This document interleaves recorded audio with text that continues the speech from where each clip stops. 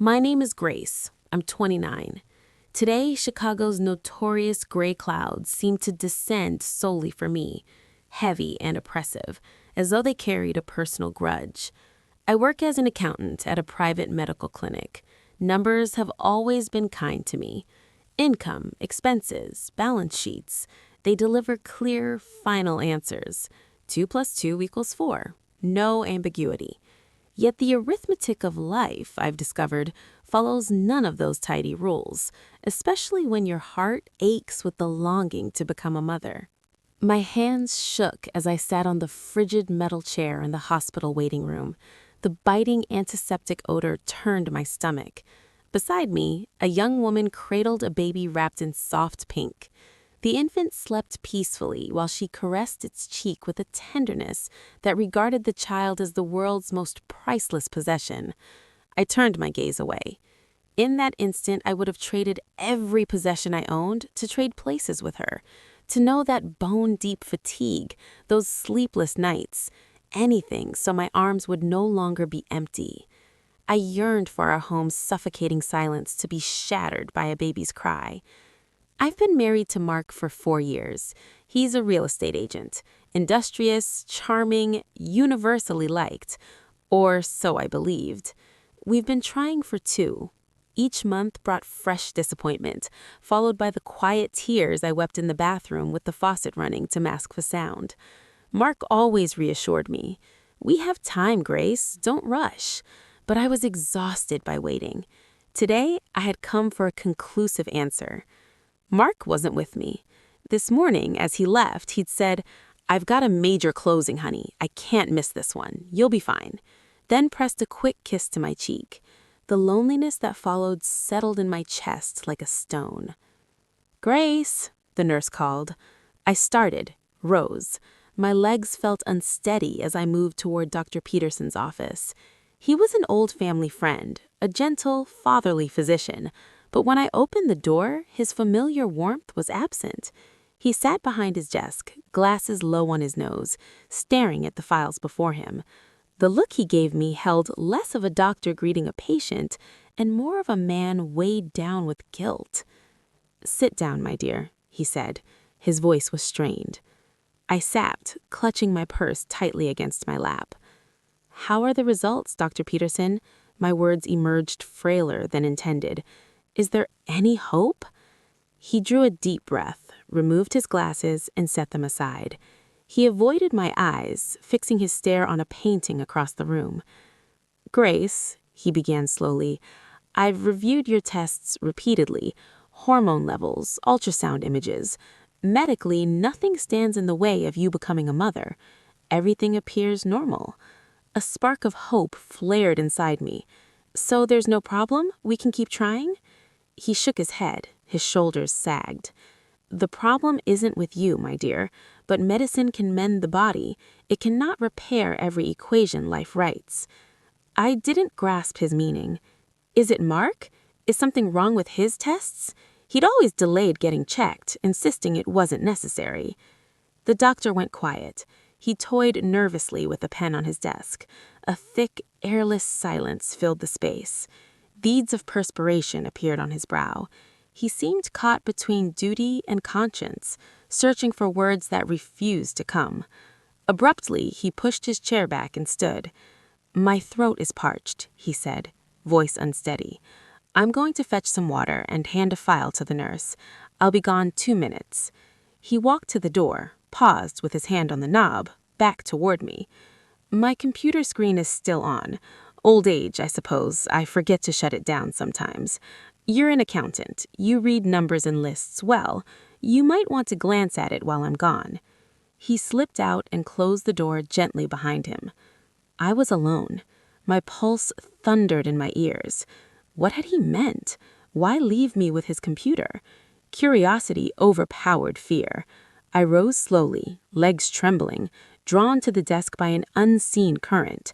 I stepped around it, stood before the black leather chair. The bright screen illuminated my face. The hospital's patient portal remained open.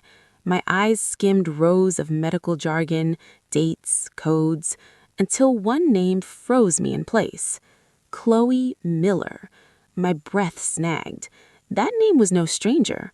Mark's ex-fiancée, the woman he told me had perished in a terrible car accident 5 years earlier, the one whose memory still darkened certain anniversaries, the one he sometimes wept for in his sleep, murmuring, "I couldn't protect her." Yet here she was in today's records.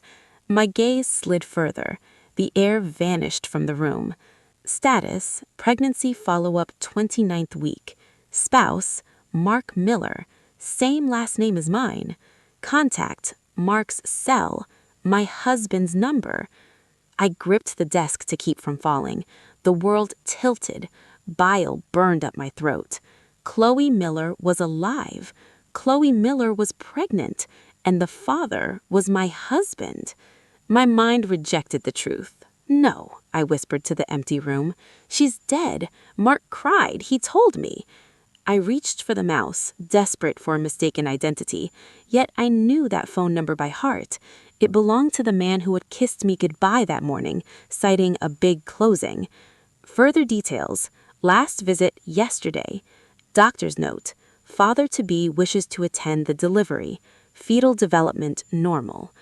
While I sat in this sterile room, grieving my empty arms, my husband had been sharing the joy of a growing life with the woman he claimed was gone forever. His endless work hours, out-of-town trips, late-night meetings, every excuse had been a lie. The pillow we shared, the table where we ate, the future I'd imagined, all constructed on an enormous deception. Tears spilled, but not from sorrow. This time, they came from a white-hot rage that scorched through me. When the doorknob turned, I jerked back, returned to my chair.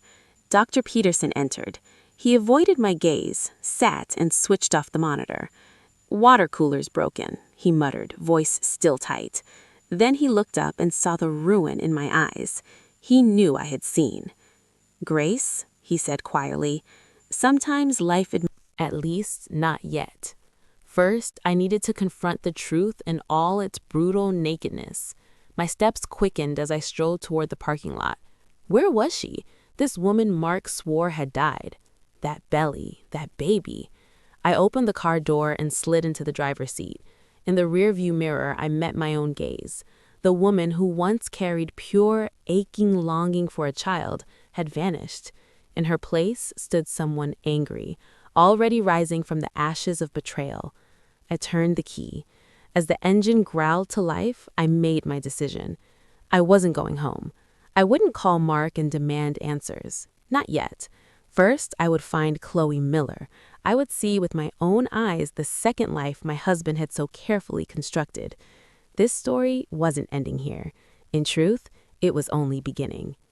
If you still trust the person closest to you, listen carefully to what I lived through, because sometimes the truth strikes harder than the darkest nightmare.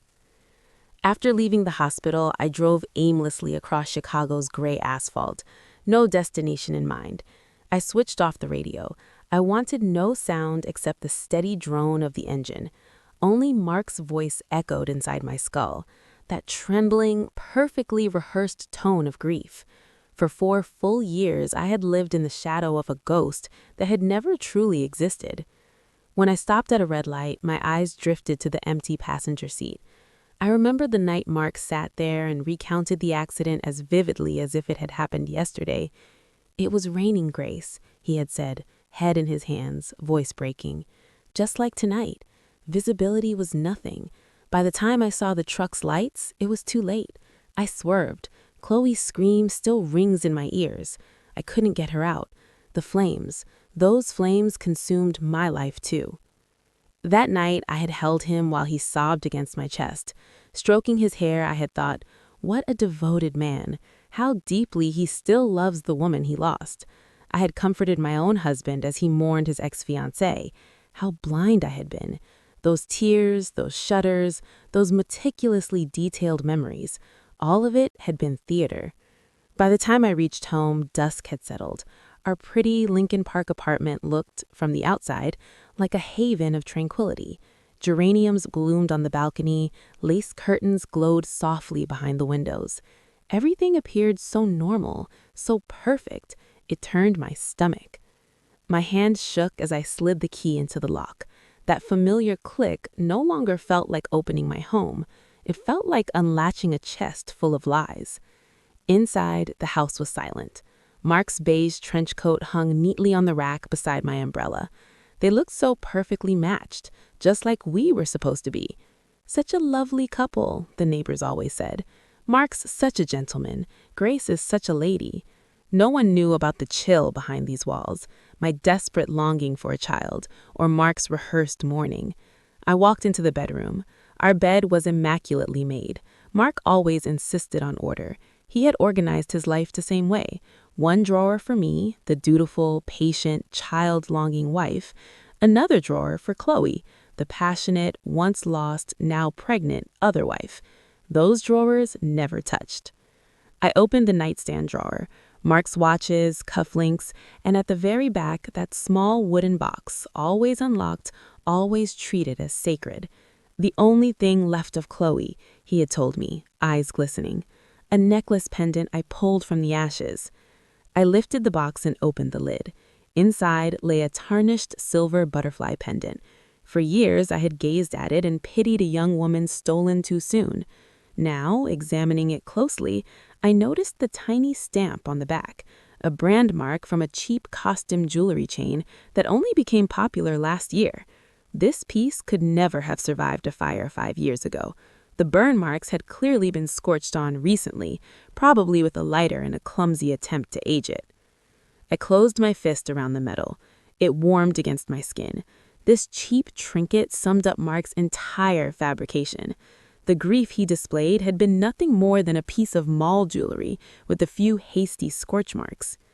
In that instant, every moment of our marriage flickered before me. The way his face darkened whenever I mentioned children, his soft, anguished refrain, "I can't face the fear of losing again, Grace. What if something happens to our baby?" His fear wasn't about loss. His fear was about juggling 2 families at once. He already had a child on the way. Perhaps Chloe's pregnancy was planned from the start, and he used the trauma card to keep my own hopes quiet. I stepped into the bathroom and faced the mirror. My face was pale, my eyes hollow. I had been carrying this marriage, mourning, compromising, adjusting. Yet the person I mourned never died. My gaze dropped to the toothbrushes, his blue, mine pink, standing innocently side by side. I reached out quickly, seized Mark's brush, and hurled it into the trash with sudden fury. That small, petty act sent a strange surge of power through me. I would no longer play the victim in this house. Back in the living room, I sank on the couch. Outside, it was fully dark, but I left the lights off. Mark would be home soon. He'd slip on that weary, self-sacrificing husband mask again. "I'm so tired, Grace. The market's dead," he'd say. Perhaps he would come straight from Chloe's side, still carrying the faint scent of her home, of her belly, of their baby. I reached for my purse. In my mind, I repeated the number I had seen on Dr. Peterson's screen. Mark didn't have Chloe saved in his contacts, but I remembered Ken the plumber, the man he called often, those late-night balcony calls. "KK has got another burst pipe on a job site." I took out my phone. I could dial that number right now and confirm everything. But no, not yet. I wanted to watch his face when he walked through that door. I wanted to see the ugliness beneath the mask he had worn for years. Then I heard the key in the lock. My heart slammed against my ribs. That familiar metallic click no longer meant homecoming. It sounded the beginning of war. I took a slow, steady breath. I arranged my face into the same practiced calm Mark had used on me for years. Only this time, the expression held no warmth, only ice. The door swung open. The yellow light from the living room chandelier struck my eyes like a blade.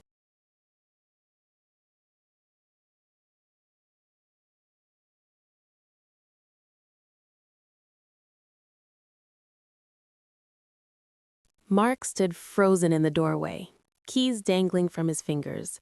That same familiar mask was already in place.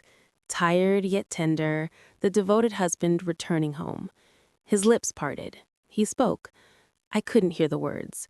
A high-pitched ringing filled my ears, and one searing image dominated every corner of my mind: the cold blue glow of the hospital monitor.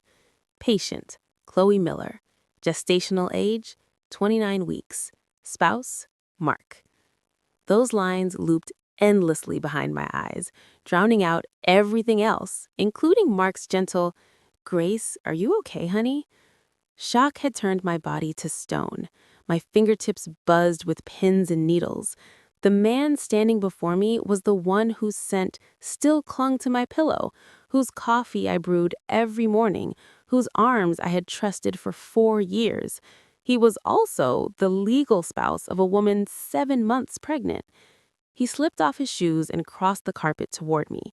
Each muffled step felt like another crack spreading through my chest. When he sat beside me, the cushion dipped under his weight, and with it, the last fragile supports of my world gave way. "You're white as a ghost," he murmured, lifting a hand toward my forehead. "Are you ill?" I wanted to slap that hand away. I wanted to scream until the window shattered. "Do you have another wife? Another life? Another baby on the way?" But my tongue lay thick and useless against the roof of my mouth. All I could do was stare at him, empty, unblinking. My head gave the smallest nod. My voice, when it finally scraped out, sounded like broken glass.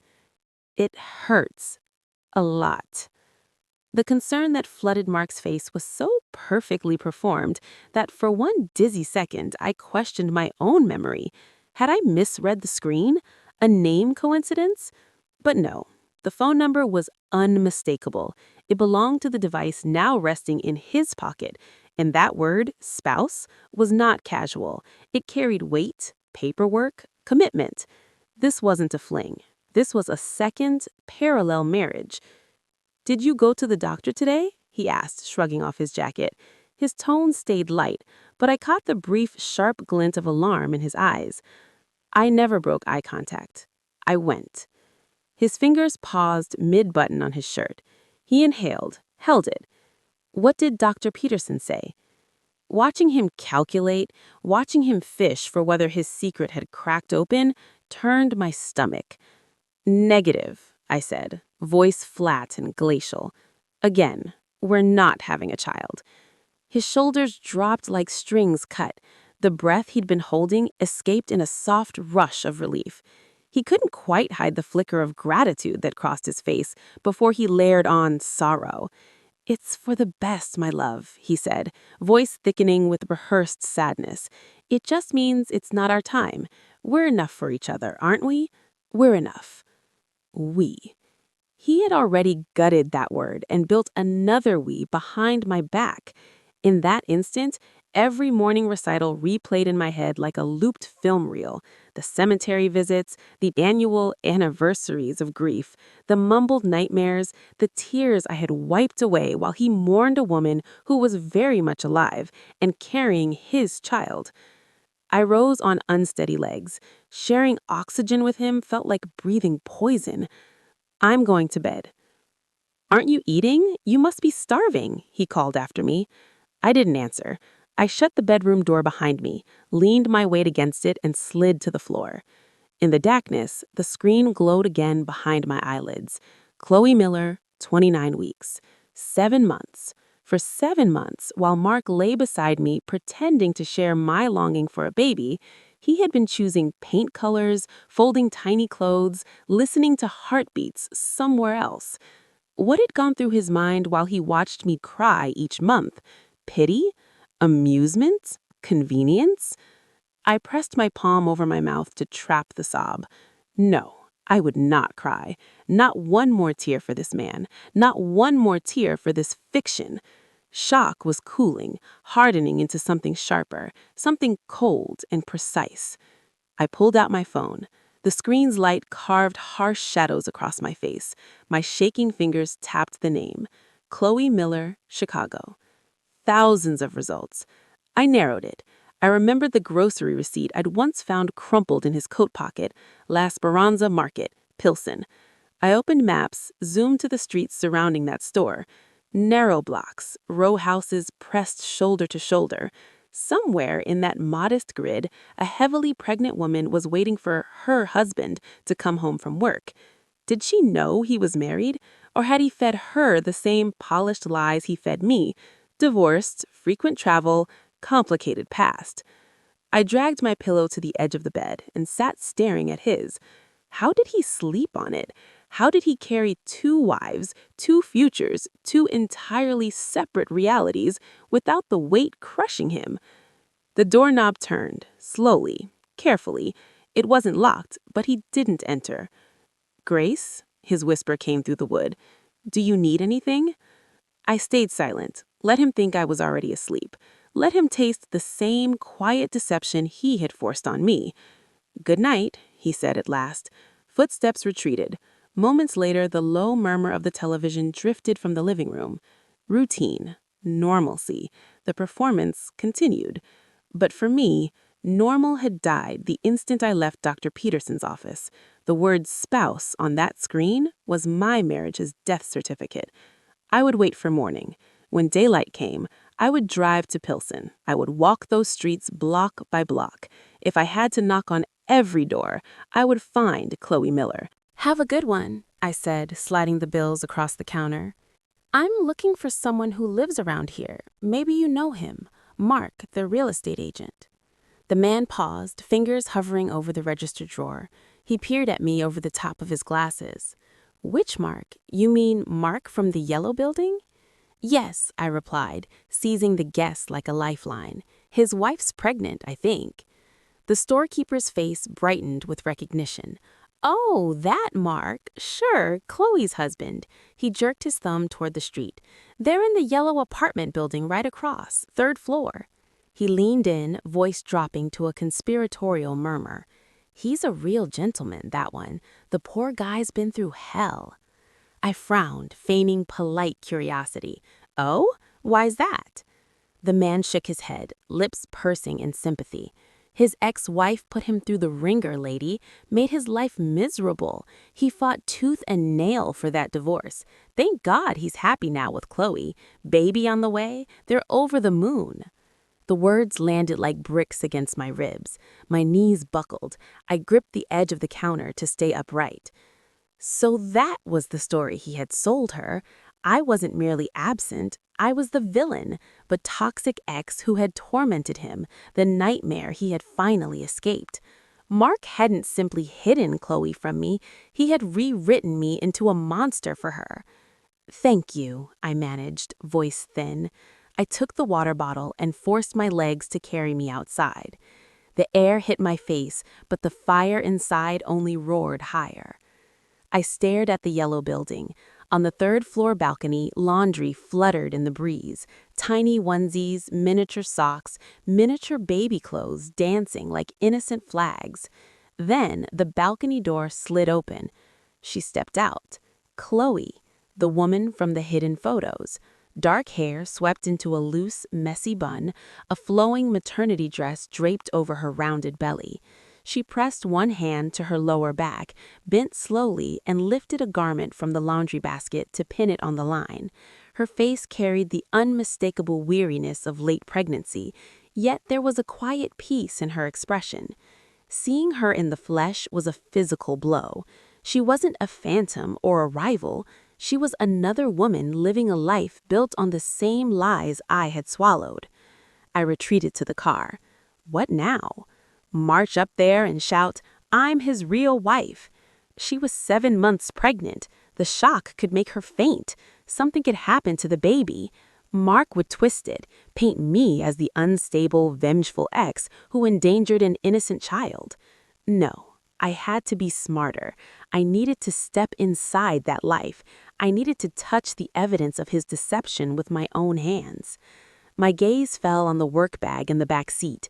Company brochures, survey forms, blank questionnaires. A bitter smile tugged at my mouth. I slipped on the horn-rimmed glasses. I grabbed the notebook.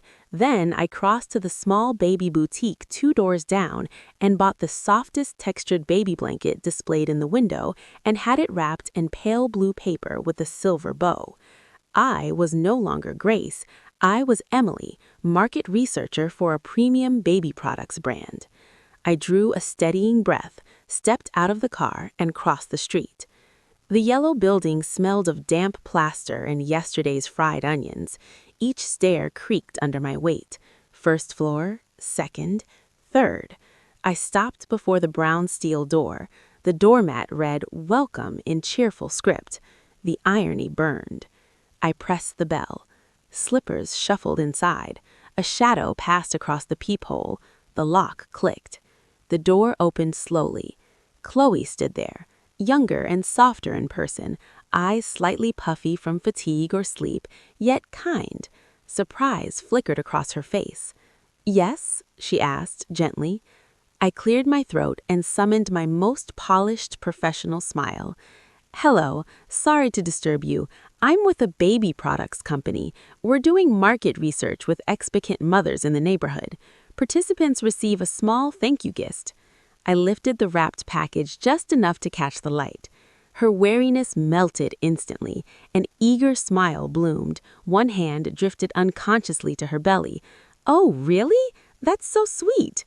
"We only have a few quick questions," I continued, hoping she would invite me in. "You can answer right here at the door if that's easier." Chloe laughed softly and pulled the door wide. No, don't be silly. Come in. I was just about to make herbal tea. I've been talking to the walls all morning from the loneliness. My husband's at work." The words "my husband" struck like a fist to the diaphragm. My husband. Her husband.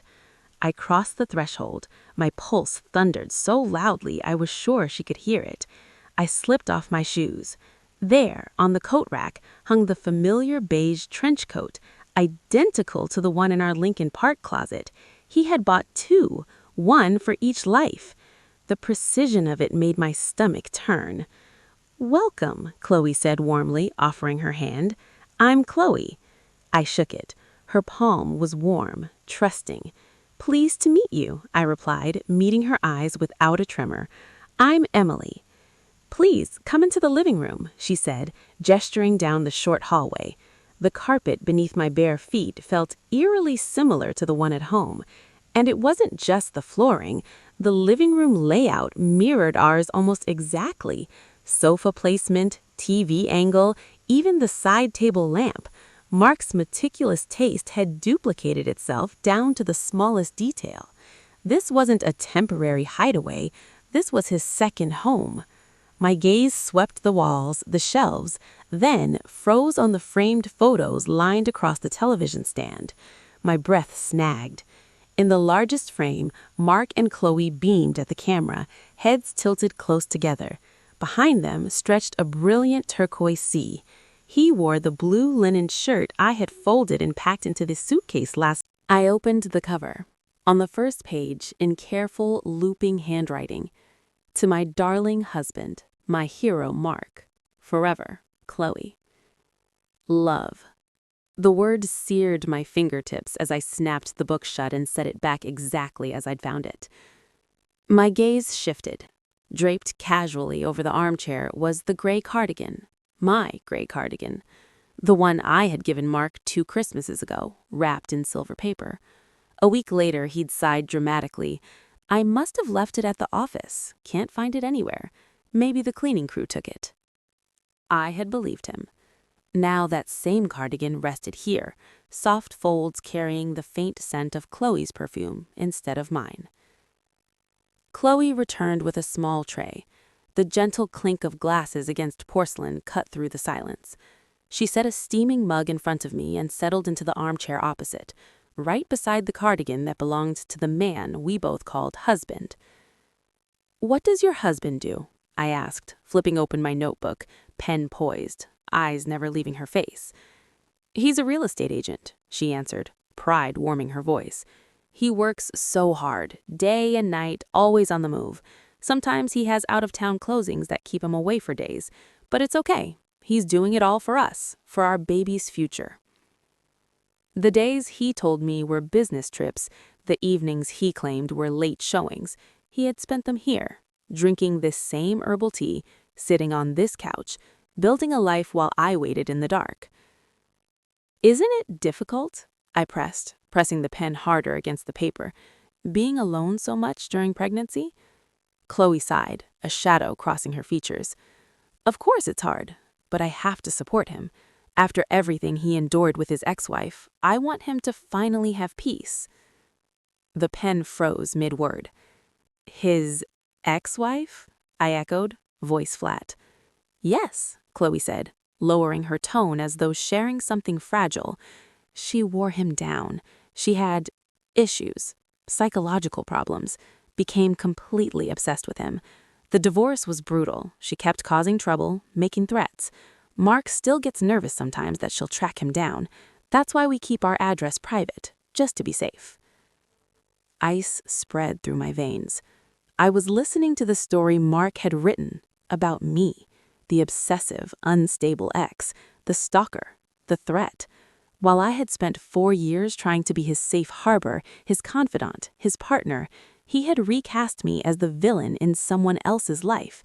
He hadn't merely betrayed me, he erased who I was and replaced it with a monster to protect his secret. I see, was all I managed. The words came out brittle and cold. Chloe mistook it for professional detachment. So, how are the nursery preparations coming along? Our research includes nursery preferences. Oh, that's my favorite room. Her face brightened instantly. She rose with careful effort. Come, I'll show you. We walked down the short hallway. When she opened the door, the scent of fresh paint and new wood enveloped me. The room could have been photographed for a catalog. Pale blue walls, white crib by the window, a delicate mobile of clouds and stars turning slowly above it. But the rocking chair in the corner stopped my heart. Last month, I'd questioned the large charge on Mark's credit card statement. New waiting chairs for the office, he'd explained smoothly, for client comfort. Not for the office, for Chloe, so she could sit comfortably while feeding their child. I drifted toward the crib. A soft blanket lay neatly folded inside. Chloe joined me, resting her palm on the rail. His daddy assembled the crib himself, she said, smiling. He spent hours on it. If even one screw was missing, he'd turn the house upside down. He wants everything perfect for his son. The man who told me it's not meant to be after every negative test. The man too helpless to fix a dripping faucet at home. Here he had become a devoted carpenter for his son. The closet door stood slightly ajar. Inside, tiny onesies hung in perfect rows. On the bottom shelf sat a pair of navy blue plaid men's slippers, the exact pattern Mark wore every evening in our Lincoln Park bedroom. The betrayal was no longer merely emotional. It was architectural, systematic. 2 trench coats, 2 pairs of slippers, 2 homes, 2 wives. He wasn't a visitor here. This was his real home. Chloe was his real wife. The baby was his real son. And I was the secret he maintained on the other side of the city. Above the crib, wooden letters spelled a name on the wall. L-E-O. Leo. He had taken the name we once whispered about in the dark and given it to this child. Could I have some water? My voice cracked. Nausea surged. Of course, I'll be right back. She left the room. Alone in the nursery, surrounded by Mark's handiwork, the crib he built, the chair he bought, the life he chose, I felt his presence like a physical weight behind me, breathing, watching. This man wasn't just a liar. He was a thief of years, of dreams, of motherhood itself. Chloe returned with the glass. I drank it in one long swallow. Thank you so much, I said, setting it down. I should be going. You've been wonderful, she replied sincerely, walking me to the door. Come back after the birth. You can meet baby Leo. The invitation pierced like the final twist of a knife. In the entryway, I gave one last glance at the beige trench coat hanging on the rack. The same coat that hung in my home. The same man wearing 2 skins. Outside, my legs barely held me to the car. When I closed the door and collapsed against the steering wheel, no tears came. They were finished. In their place burned a cold, surgical certainty. Mark would come home tonight wearing his weary husband mask, but this time he would not find the trusting, hopeful Grace. Chloe stared at the photo, She squinted, leaning closer, tracing the details with her eyes.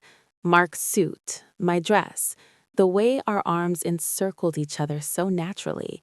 Then her gaze dropped to the red certificate lying between us on the table. Her hand shook as she reached for it. She opened the folder. Our names stared back at her, Grace and Mark, followed by the dates of our marriage. No divorce decree, no separation. The remaining pages were blank, pristine, final. Outside, rain began tapping against the window, soft at first, then steady. Chloe didn't scream. She didn't lunge or accuse. She simply froze. The color bled entirely from her face until her lips took on a faint bluish tint. The certificate slipped from her fingers and landed in her lap like a dead weight. "He promised me," she whispered. Her voice was thread thin. Her eyes remained locked on the honeymoon photo hanging on the wall, the one where they looked so blissfully complete. "He said that woman was a nightmare from his past. He swore on our baby." Tears slid down her cheeks in perfect silence. No sobs, just quiet, unstoppable streams. I watched the moment her entire world cracked open and collapsed inward, every certainty dissolving into ash. "I'm sorry," I said, the words rough in my throat. "You deserved to know who the father of your child really is, what kind of man he truly is." Chloe gave no reply. Then her expression twisted. Her hands flew to her abdomen. A sharp, strangled sound escaped her. "Chloe," I started, half rising. She doubled over, fingers digging into the fabric of her dress, as though trying to hold herself together. Sweat beaded instantly on her forehead. Her breathing turned ragged. "I'm having contractions," she gasped through clenched teeth. "It hurts like a knife." I moved to her side, grasping her arm. "Okay, breathe, slow breaths." But she couldn't. The shock, the grief, the betrayal, it had ignited something inside her body that refused to wait. "Water," she moaned. Her eyes widened in fresh terror. "My water broke." I looked down. A dark stain was spreading across the cushion of the armchair, soaking into the carpet beside the gray cardigan. She was only 29 weeks. Too early, far too early. "No, no, not now," Chloe stammered, panic rising. "He's too small. He won't make it. Grace, help me." The woman who moments ago believed I was a dangerous, obsessive stalker was now clutching at me, pleading. In that instant, the labels evaporated. I was no longer the betrayed wife. She was no longer the other woman.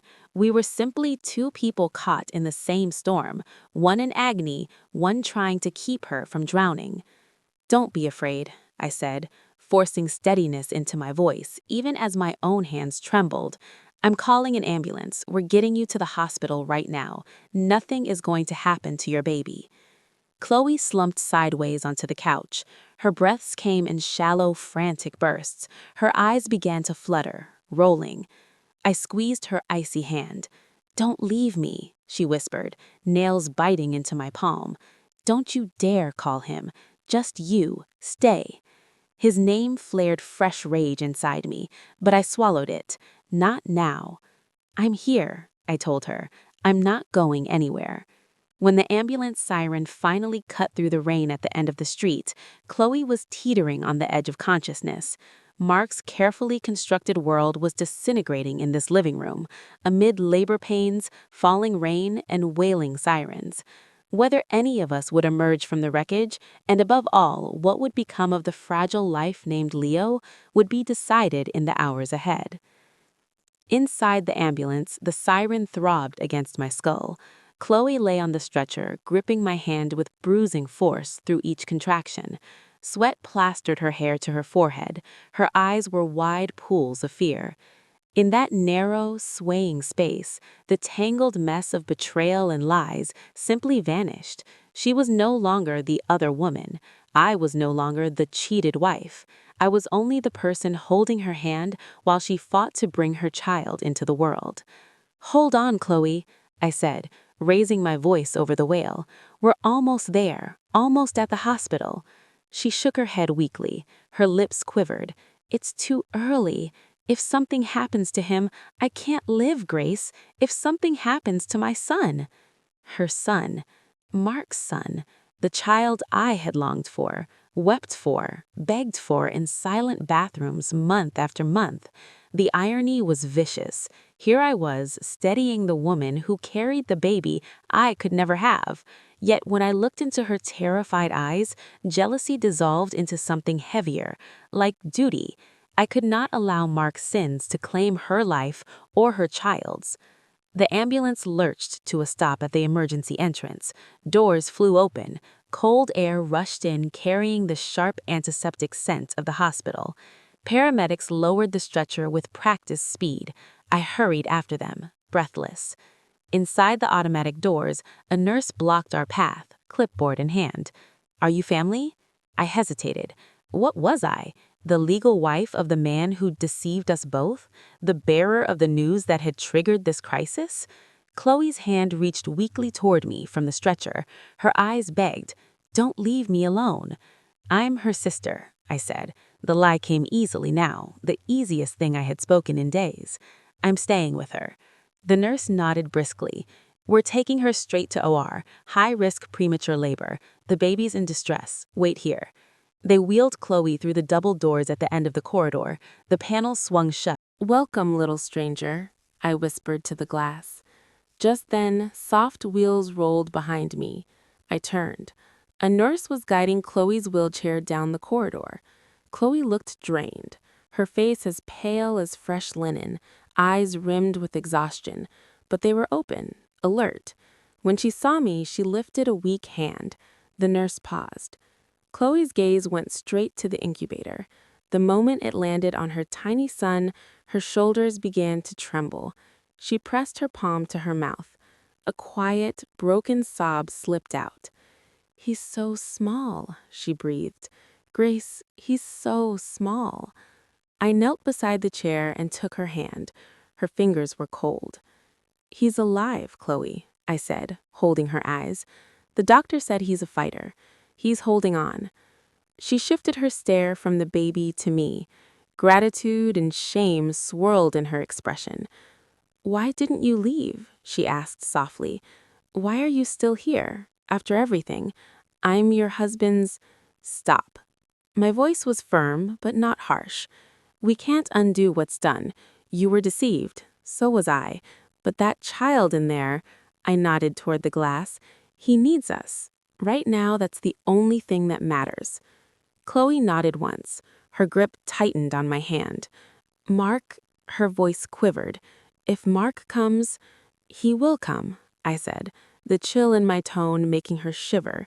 "But when he does, he won't find two broken women he can manipulate. For that baby to live, those lies have to die, and we will make him answer for them." I rose and gave the incubator one last look. The fractured pieces inside me had somehow fused again, stronger, sharper. I had to be unbreakable now, not only for my own wounds, for the fragile breath fighting behind that glass. When Mark walked into this hospital, he would face the reckoning he never imagined, because the two women he had shattered had risen from the ruins, and they were standing together. The fluorescent lights buzzed overhead, grating against my raw nerves like a bow drawn too hard across strings. Chloe sat wrapped in the thin hospital blanket I had tucked around her shoulders. Her swollen eyes stayed fixed on the frosted glass of the NICU. I stood half hidden behind a pillar, back pressed to the cold tile wall, arms folded, waiting, patient, ready. Chloe's phone vibrated in her lap. Silent, but the buzz echoed in the quiet corridor. The screen lit her pale face. "He's calling," she whispered. "Answer it," I said evenly. "Tell him you're at the hospital. Give him the floor. Then hang up. Don't mention me." Her finger trembled as she accepted the call and lifted the phone. "Hello, Mark." Her voice cracked. Raw, genuine. No acting required. "I'm at the hospital. My water broke. Yes. He was born. He's so small. Please come." She ended the call without waiting for more. Her eyes met mine, fear and fury tangled together. "He's coming," she said. He sounded panicked. "His panic isn't for us, Chloe," I replied, stepping closer and resting a hand on her shoulder. "It's for the world he built starting to crack. But don't worry, we're about to shatter it completely." Time stretched thin. Every elevator chime made us tense. Nurses passed, a janitor's mop sloshed by. Then I heard them, those familiar footsteps. Quick, urgent, the unmistakable rhythm of Mark's leather soles on polished marble. He rounded the corner in the navy suit he'd left our house that morning, tie loosened, collar open, forehead slick with sweat. He was running, breathless, eyes locked only on Chloe. "Chloe!" His voice bounced off the walls. "Honey, are you okay? Our son. How's our son?" He dropped to his knees beside the wheelchair, seized her hands, pressed frantic kisses to her knuckles. "Damn it, I didn't hear my phone. I was in a meeting. I was terrified something happened to you." Chloe didn't pull away, but she didn't soften either. She stared at him with eyes like winter glass. Mark read her silence as shock. "It's over now, beautiful," he murmured, cupping her cheek. "Daddy's here. Everything's going to be okay." That was when I stepped out of the shadow. "Will it?" My voice carried clear and cold down the hallway. Mark's hand froze mid-caress, his shoulders locked. Slowly, agonizingly slowly, he turned. The look on his face defied description. Horror, denial, pure animal panic, all at once. His skin went ashen, as though the blood had drained straight out of him. "Grace," the word choked out. He lurched to his feet, staggered. What are you doing here?" His eyes darted between us, Chloe in the chair, me standing behind her. I watched the machinery of his mind grind and seize, two separate universes colliding in one sterile corridor. "Let me introduce you properly," I said, gesturing first to Chloe. "This is Chloe, your fiancée who apparently died 5 years ago in a tragic crash." Then to myself. "And this is Grace, your obsessive, mentally unstable ex-wife." Mark retreated a step. His hands shook visibly. "You've misunderstood. I can explain." "What are you going to explain, Mark?" Chloe's voice cut through like a blade, sharp, unexpected even to me. "That your son is fighting for his life in an incubator, or that you've been playing two women for fools at the same time?" Mark's gaze flicked wildly toward the exit at the far end of the hall. The tender father vanished. The cornered animal emerged. Flight instinct took over. I need some air," he muttered, spinning on his heel. He bolted. But this time, escape would not come so easily. "Security," I shouted with everything I had. "Stop that man." Mark's shoes skidded on the tile. Two broad-shouldered guards near the elevators reacted instantly. One stepped into his path, the other clamped a hand around his upper arm. "Let me go," Mark yelled, twisting. "I didn't do anything. My wife just gave birth. I'm stressed." Mark watched his carefully polished reputation shatter under the harsh hospital lights. But I felt nothing. No pity, no satisfaction, only cold indifference. I gripped the handles of Chloe's wheelchair and turned her away from the chaos, back toward the soft, sterile glow of the NICU. "Let's go, Chloe," I said quietly. "There's nothing more to see here. We have Leo to look after." We left Mark's desperate pleas behind us, the crackle of the guards' radios fading as we moved down the corridor. The sacred hush of the intensive care unit wrapped around us like a shield. The emptiness that settled in my chest as I watched the police escort Mark from the building hardened into something sharper by morning. I woke before dawn. The pillow beside me was empty, the house silent except for the ghostly echoes of Mark's wreckage. Tears had no place left in me. As an accountant, I understood survival. Set emotion aside, face the numbers, act ruthlessly. My first stop was the bank. The branch manager, the same man who had offered us coffee and small talk for years, averted his eyes when I walked in. I sat across from him, hands folded on the desk. "I want to see everything," I said. Joint accounts, Mark's personal accounts, credit cards, investments, all of it. He exhaled heavily, loosened his tie, and typed. The printer's whine filled the quiet room like a warning. When he slid the stack of statements toward me, nausea rose in my throat. The accounts were gutted. Savings for our future, the investment portfolio, even my 401k, emptied. But the credit card statements told the real story. Pages of online gambling sites, international wire transfers, cash advances. Mark hadn't just juggled 2 women, he had drowned in a gambling addiction. The big closings he bragged about were rare wins. The slow markets were crushing losses. Grace, the manager said, voice unsteady, there's more. Our house? My pulse hammered. He nodded. 6 months ago, Mark took out a second mortgage using a power of attorney. Payments stopped 3 months ago. Foreclosure proceedings have already started. My signature forged. My home stolen. The one place that had ever felt like safety was being ripped away. I left the bank and went straight to Mr. Davies, my lawyer.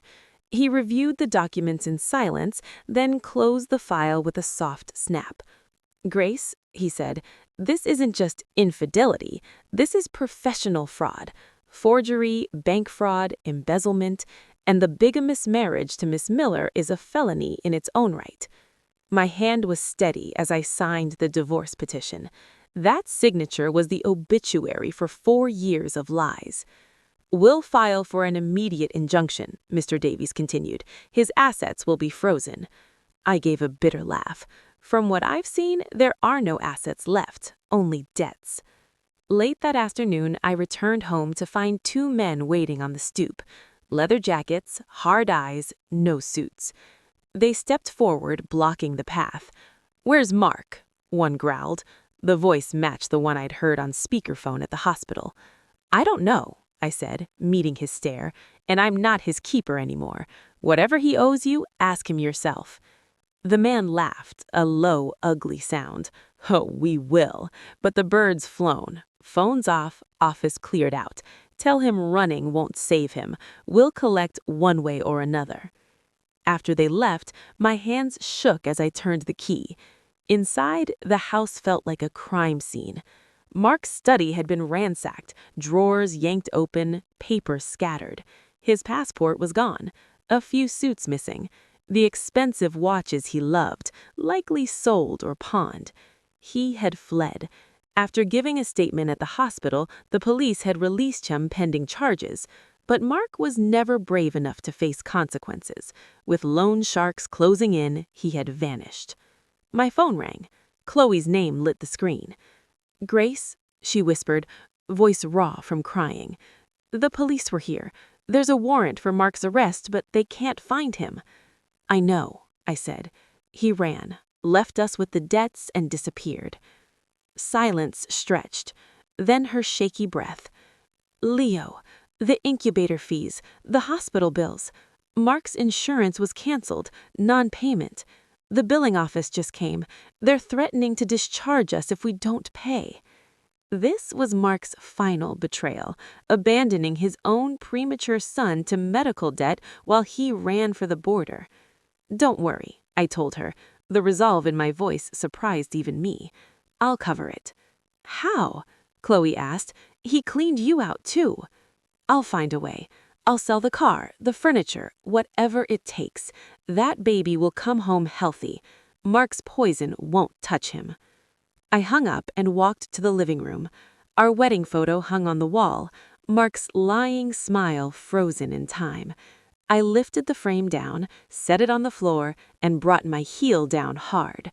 Glass shattered, the image fractured into jagged pieces. Mark was gone, but I was still here. At the dealership the next day, my hand didn't tremble as I signed over the title to the red car, the one Mark had bought, saying, "It looks perfect on you," while I quietly paid the loan. I accepted far less than it was worth. The cash filled my purse like a fragile promise. When I handed the money to the hospital cashier, Chloe sat beside me in her wheelchair. In her arms, finally free from the incubator, wrapped in soft blankets, was Leo. The cashier glanced between us, then at the receipt, confusion flickering across her face. She couldn't place our connection. Sometimes we couldn't either. Outside, the air was sharp and cold, but the sun broke through. Chloe cradled Leo close, shielding him from the wind. We climbed into a taxi, not towards Lincoln Park. My perfect apartment was now a foreclosure battleground I never wanted to see again, but back to the yellow building in Pilsen. Inside Chloe's apartment, the air still carried Leo, still so fragile from his premature arrival, demanded constant vigilance. Feeds every 2 hours around the clock, careful burping, temperature checks, the soft click of the oximeter on his tiny foot. I became a mother to a child I had never carried, waking at 3 a.m. to his faint, insistent cry. I would slip from the couch in the living room, move silently through the dim hallway so as not to disturb Chloe, and lift him from the crib. The moment his small, warm body settled against my chest, something inside me unclenched. As I warmed the bottle in the quiet kitchen, the only sounds the gentle hiss of the kettle and Leo's impatient little breaths, I looked down into his eyes. They were Mark's eyes, yes, the same shape and color, but stripped of deceit. There was only hunger, trust, and the fierce, wordless determination to live. I hated the man who had given him those eyes, yet I could feel nothing but fierce protectiveness for the child who wore them. With every feeding, every gentle rock, every time his fingers curled around mine, the hollow ache of unfulfilled motherhood inside me began, slowly, to mend. A week later, Chloe was stronger, moving more easily despite the lingering soreness of stitches and shock. One evening, as I stood at the stove stirring soup, she appeared in the doorway, holding a large black trash bag. "What are you doing?" I asked. "Cleaning house," she answered. Determination sharpened her gaze. We went together into the bedroom. We opened the closet. One by one, we pulled out every trace of Mark that still lingered in this space. The blue linen shirt from their honeymoon photo, the navy plaid slippers that matched the pair he kept in Lincoln Park, his books on real estate success, his toothbrush still standing in the holder like he might walk back in any minute. We stuffed them all into the black bag. With each item we discarded, it felt as though another chain snapped free from our shoulders. When the closet stood empty, Chloe sank to the floor. I sat beside her. The bulging bag rested between us, like a finished chapter. "He's gone," she said quietly. "The man who lied to us, who tried to turn us into enemies, he's really gone." "He's gone," I echoed, "and we're still here." Chloe leaned her head against my shoulder. For the first time, the air between us held no tension, no guarded edges. We were no longer rivals. We had become something closer to sisters, two women forged together in the same fire. "I couldn't have survived this without you, Grace," she whispered. "Leo and we would have been lost." "I would have been the one lost," I admitted, startled by the truth of it. If I'd stayed alone in that silent house with nothing but rage, I would have broken completely. Leo saved me too. The next morning, we carried the black bag to the curb. From the window, we watched the garbage truck swallow it whole. Then we turned back inside and began to reclaim the space, scrubbing every surface, throwing open windows, letting sunlight flood rooms that had felt shadowed for too long. The apartment was no longer Mark's other home. It was ours, two women and one small boy building something new. In the evenings, once Leo was asleep, we sat with mugs of tea and talked, not only about the man who had hurt us, but about everything else, childhood memories, old dreams, private fears. I learned Chloe had trained to be a teacher before Mark convinced her she didn't need to work. She discovered I could make numbers behave, could stretch $1, could teach her the quiet mathematics of survival. We laughed at small things, cried at others, and slowly the apartment filled with the sounds of real life again. One morning, while I changed Leo's diaper, Chloe watched me with a soft smile. "You know," she said, He doesn't have to call you Auntie. I think Mama Grace would suit him just fine. My throat tightened. I bent and kissed Leo's tiny foot. Auntie is perfect, I told her, blinking back tears, the fiercest kind of auntie. The world outside remained difficult. Debts still loomed, lawsuits crawled forward, the future stayed uncertain. But inside those walls, fear had no foothold. Leo grew stronger every day, and with him, we grew too. We healed in small, steady increments. Chicago's bone-chilling wind finally softened. The park grass turned vivid green. Tree branches swelled with new buds. I pushed Leo's stroller along the path, sunlight warming my face for the first time in months. Chloe walked beside me, no longer pale and hunched. Color had returned to her cheeks, her posture had straightened. She poured tea from a thermos into 2 paper cups. "Should we sit for a minute?" she asked, nodding towards a shaded bench. "Leo's asleep. Don't want to wake him." We settled side by side. Leo slept deeply in the stroller, pacifier bobbing with each breath. The fragile handful from the incubator had become a sturdy, rosy-cheeked boy who smiled at strangers. Looking at him now, the old question, "Why not me?" no longer arrived. Instead, I thought, I'm so grateful he exists. He is our shared victory. As I sipped my tea, my gaze drifted across the park. Kids chasing each other, older couples on benches, the hot dog vendor calling out. Life moved on, bright and ordinary. Then a red plastic ball rolled swiftly across the grass and tapped the stroller's wheel. The carriage rocked gently. Leo didn't stir. "Oops," a breathless small voice. A girl of 5 or 6, curly hair bouncing, ran towards us, hands clasped in apology. Behind her trailed an older boy wearing glasses, looking equally contrite. "I'm so sorry, ma'am," the girl said earnestly. "Did I wake the baby?" I smiled, bent to retrieve the ball, and handed it back. "He's a champion sleeper, no harm done." "Daisy, Noah," an anxious male voice called. I looked up. A tall man in his late 30s approached at a quick stride, simple t-shirt, jeans, the slightly harried look of a father accustomed to sudden chaos. He was out of breath by the time he reached us. "I'm so sorry, ladies," his hand to his chest in genuine embarrassment. I turned my head for 2 seconds and they lost the ball. "We didn't mean to disturb you."